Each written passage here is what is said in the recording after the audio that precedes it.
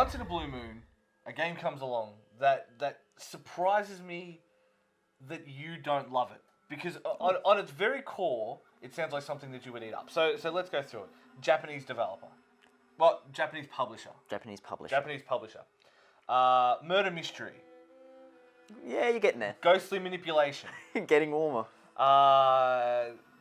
Like quirky kind of, side, I don't want to say side quest, but like quirky Ghostly kind cigarettes. of, Let's just go with that. Yeah. So, enter Murdered Soul Suspect, a new third-person adventure title for the Xbox 360, Xbox One, PS4, PS3. I can go on. We get it. I get Fine. the point.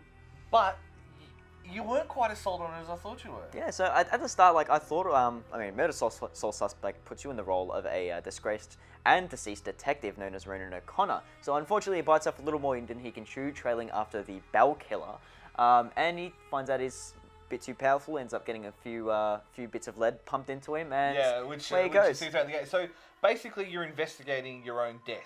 But you do that as a ghost, so you can possess people, so you're in this purgatorial world, kind of trying to make ends meet, and also teaming up with a spirit medium in order to do all the real-life things that you need to do. So it sounds like Ghost Trick, let's be honest. It is essentially the westernization of Ghost Trick. Okay, so as a result, and I love doing this, even stuff like, say, Darksiders compared to Bayonetta. Yes.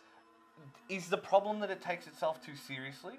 Or is it that it just doesn't kind of mesh right? It tries to go with that whole noir perspective. So, your character tips and wears a fedora. He has these ghostly cigarettes, which are a bit quirky on the side, but, he's got this weird redemption story where, unfortunately, his wife ends up dying, and he's a bit too down in the dumps, a bit too serious in that regard, a bit edgy. It's not like Ghost Trick where the characters are quirky. Everyone's got their own traits and stuff. Yeah, exactly. That's exactly it. So I mean, let's go from a gameplay point of view. Yes. Very simple gameplay.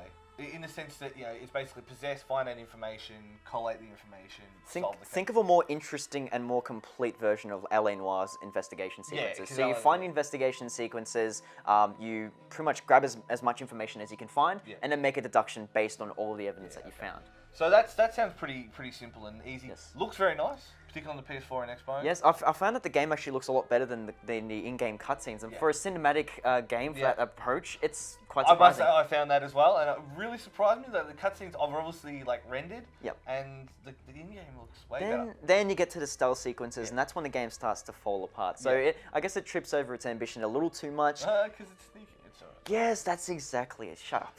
Seriously. But I guess, is it worth people picking up? I mean, keep in mind that this is a full price title amongst some pretty good full price titles at the moment. It's very short as well, so I would recommend it much as a weekend game, and a weekend game only. You'll enjoy it much more than that, but if you go any further than that, I guess, it's not that flash.